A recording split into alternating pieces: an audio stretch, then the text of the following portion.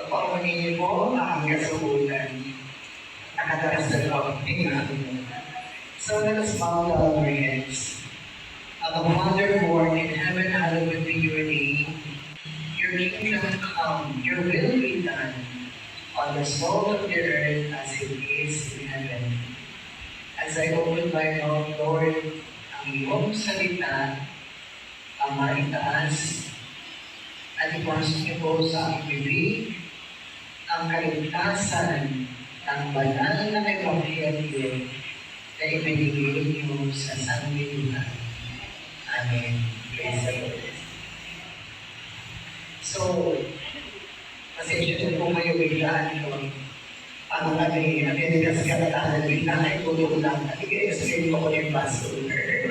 So, ginawa ko namin ito na pag-accident dahil 10 years ko na po ginagawa.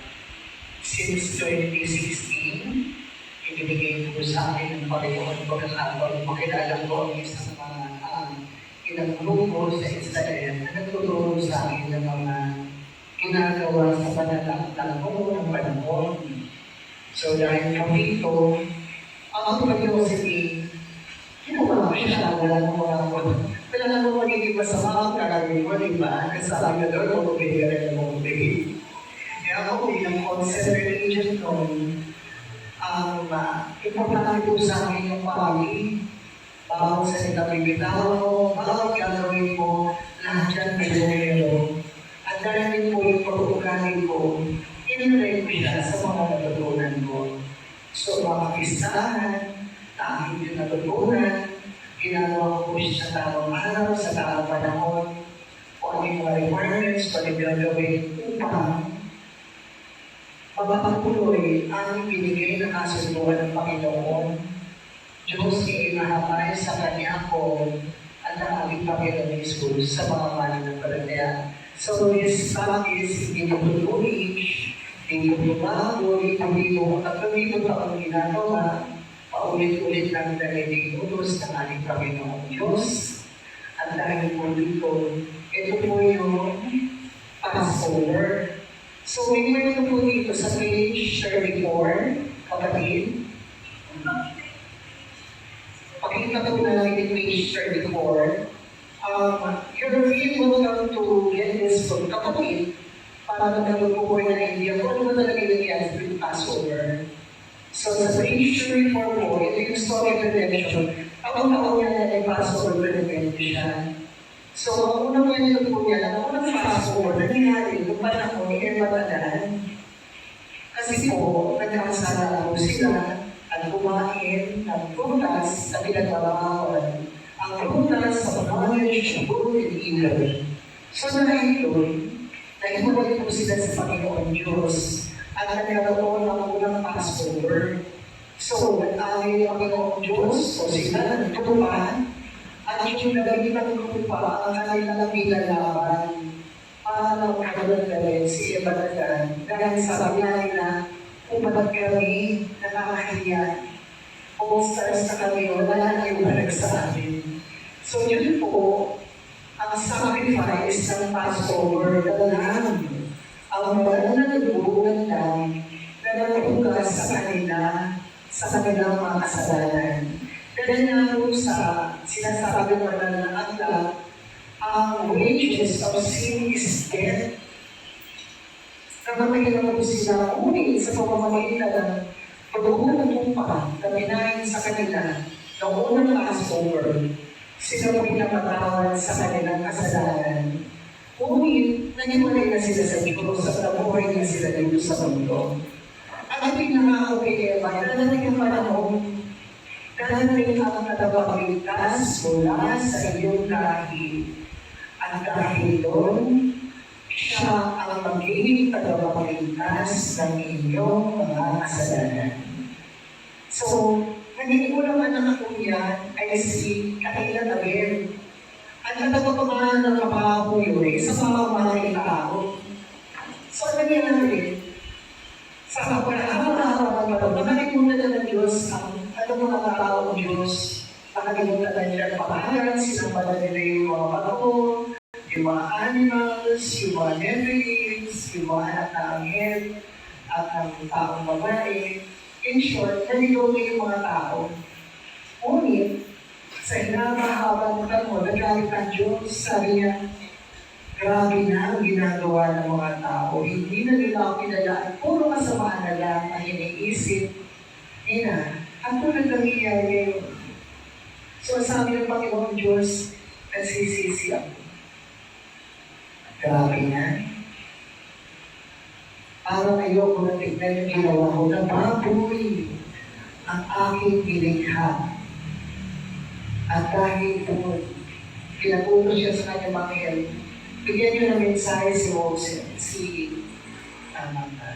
si Noah, pagtayo ka ng ako, dahil bubunamin ko na ang aking mga nilikha. Hindi na sila sumasamba sa akin, hindi na nila ang kilala, hindi na sila sumusunod, at ang sinasamba nila yung mga Diyos-Diyos sa nila. At lahat ng kanilang tinuro sa kanila ng mga fallen angels, tulad ng pangunguna, paggawa ng mga almas, paggawa ng make-up upang magkaroon ng kalandian, ang paggawa ng mga stones, yung mga stones na tinatawag, yung mga pag-aaki, pag-agaway, pag-ulam, which is nakikita natin sa mundo natin at yung sexual immorality. So, napili ang Panginoon na ililigtas sa pamilya. At yun po si Noah, at mula sa kanyang lahi, matutupad yung binigay ng pangako kay Eva at Adan. O kay Eva.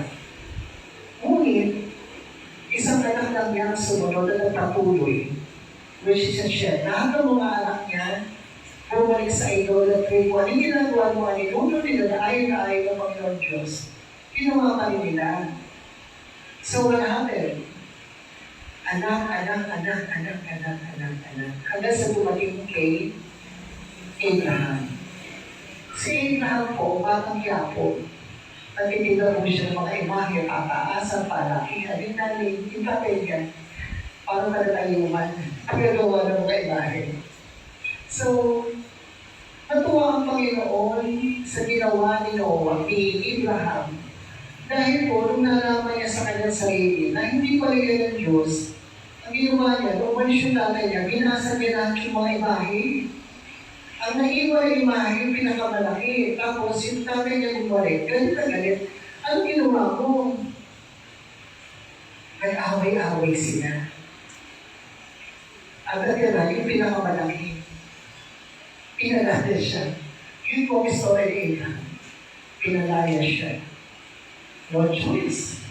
Talakad ako.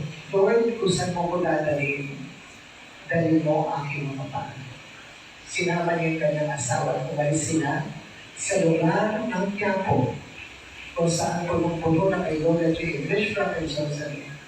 At hiniwalay siya ng Panginoon at pinangakuan siya sa iyong dahil dadaloy ang pangako ni iniwan ko kay Eva at Adan.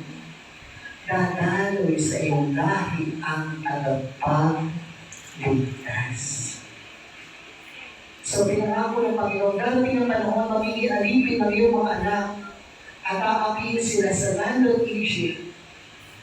Pinanganak si Joseph, pinanganak yung 12 sons.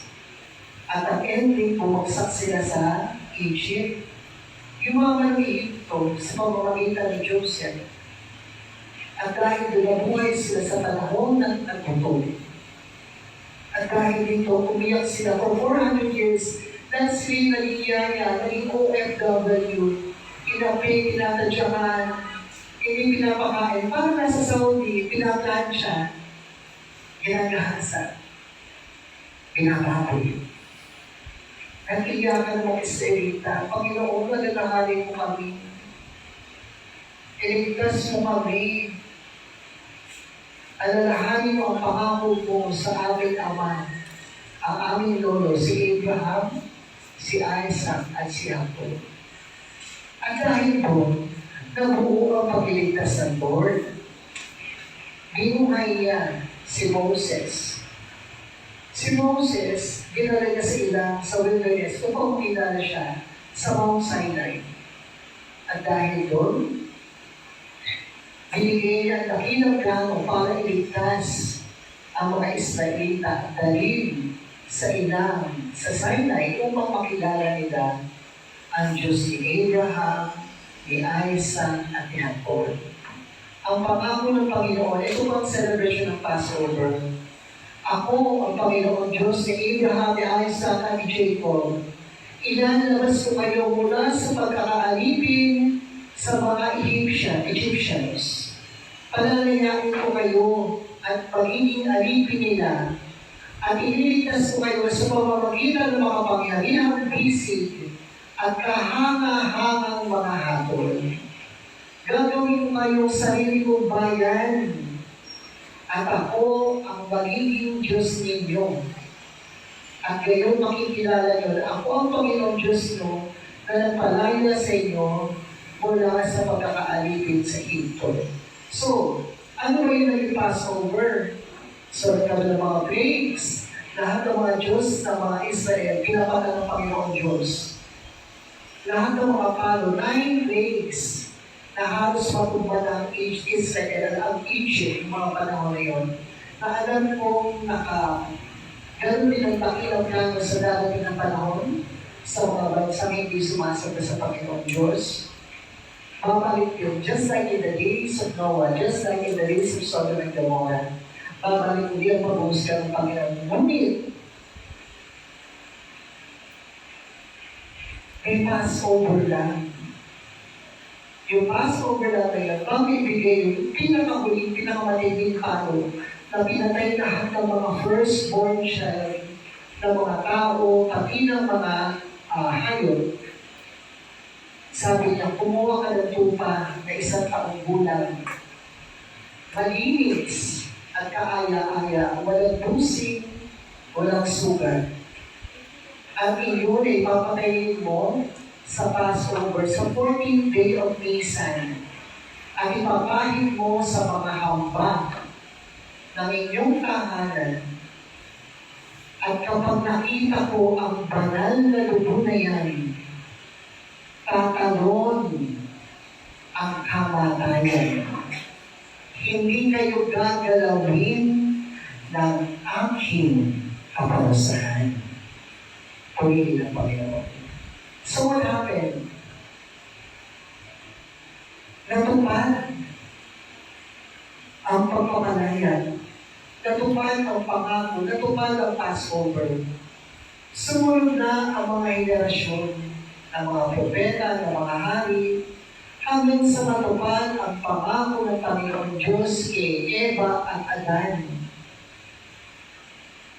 Ipinanganak ang Panginoong Jesus na sa book of Matthew, makikita mo, mula kay Eva at Adan sa kanyang naging anak, hanggang sa Panginoong Jesus, iisang lahi lang sila.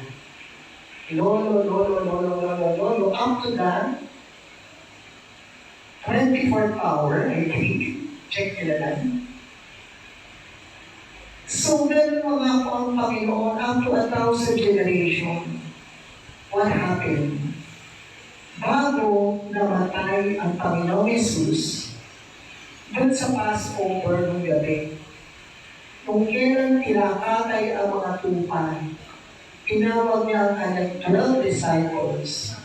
This is in the book of Matthew 14:22-24, Lucas 22:19-20, Marcos 14-24, Matthew 26:26-28, and 1 Corinthians 11:23-26. Ginawa po nila yung Last Supper.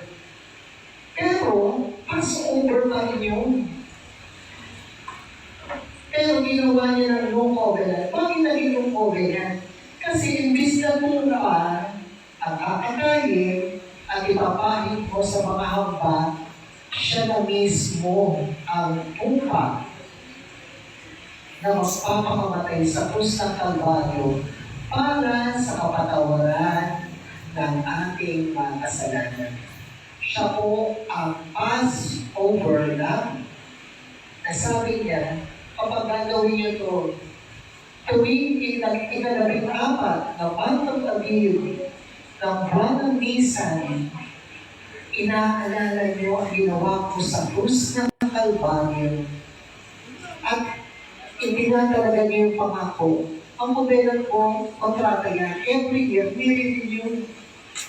Parang nag-release ka sa isang umuupa ka. O, next year, even maula ko ng kontrata, o, kung ano yung pagpapala binigay mo, kung ano yung pangako mo, tatanggapin ko na isang taon. So every year, sabi niya, as often as you do this, inaalala niyo ang ginawa ko sa krus ng Kalbaryo. Ano ang ginawa ng Panginoong Jesus? So, tingnan natin. Sabi ng Panginoon, ng Diyos Ama, ilalabas ko kayo mula sa pagkakaalipin sa mga Egyptians. So, ang ginawa ng Panginoong Jesus, tinaas siya unang kupita. The cup of sanctification, ihihiwalay ko kayo sa Egypt. Ihihiwalay kayo sa buhay ng mundo. Ngunit, at bakit ko ihiwalay? Ituturo ko sa iyo ang salita. Yun ay pamumuhay mo. Kapag ipinabuhay mo yan, under probation ka. Titignan natin kung mabait ka ba, susunod ka ba, hindi ka susunod. Pangalawa, palalayain kita sa magiging alipin sa kanila, sabi ng Panginoon Jesus. Sa pamamagitan ng pangalawang cup, yung cup of deliverance, yung kasunduan, makakalaya ka sa magiging alip, katulad ko sa magiging pangla. Nakatulad ng lahat na may mga kasalanan na hindi makawala sa kasalanan na paulit-ulit na ginagawa. Dahil hindi sila na-deliver ng banal na lubos. So, the third one, ang sabi, ililigtas ko kayo sa pamamagitan ng makapangyarihang bisig at kahanga-hangang mga hatol. Ang hatol po dito, the wages of sin is death. So, pinatay ang nag-iisa nating tagapagligtas, ang Panginoon. Ibinigay niya ang buhay niya. Yun po ang kahalagahan ng Passover. At bakit po napakahalaga? Kasi po, dahil dito, napatawad tayong lahat. Ito po yung reason kung bakit ako nakapag-donate na ka-duster. Hallelujah. Praise the Lord. Everything has its purpose, sabi na nila. Nakalagay po sa Pahayag 12, 10 to 11. At narinig ko isang malakas na tinig sa langit nagsasabi, ngayon ay dumating ng kaligtasan, ang kapangyarihan at kaharian ng Panginoong Diyos, ang kapangyarihan ng kanyang Kristo, ating Panginoong Jesus. At ang sinabi niya, sila'y nagtagumpay laban kanino? Kasi sabi dito sa Revelation 12, ibinagsak na ang nagpaparatang sa ating mga kapatid. Ibinagsak na ang kaharian ng Satanas sa dito na sa lupa, pinalahin sa sila sa langit. Andito na sila kaya nagkakagulo na lahat. Ngunit, ang sabi nila, kung bakit napaka-importante ng Passover, sabi nila sa verse 11, sila'y nagtagumpay laban kay Satanas sa pamamagitan ng dugo ng kordero at sa pamamagitan ng salita ng at patotoo. So ano po yung dugo ng kordero? Ito yung Passover lang.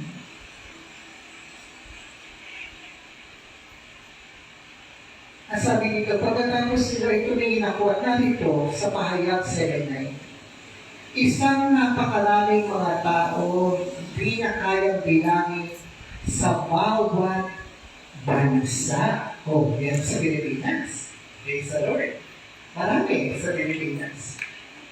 At sabi niya, mula sa bawat bansa, tribo, bayan at wika, na nakatayo sa harapan ng trono ng Panginoong Diyos ni Abraham, Isaac, ni Jacob, at ng Kordero.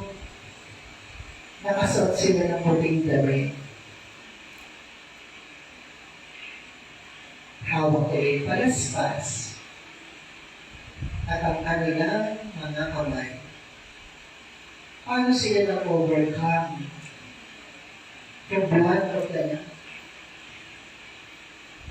Yung dugo ng Panginoon ang naghugas, kaya sila binigyan ng puting damit.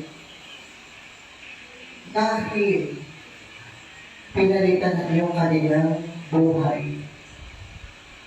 Nahugasan na ng banal na dugo ang kanilang mga kasalanan. Naborn sila. So dahil po dito, ating iligtaran, sinenyohan ako, tayo, ng banal na dugo ng bagong tipan, the new covenant, the Passover covenant. Tayo'y pinabanal, pinalaya, tinubos, at ibinalik sa kanyang kaharian.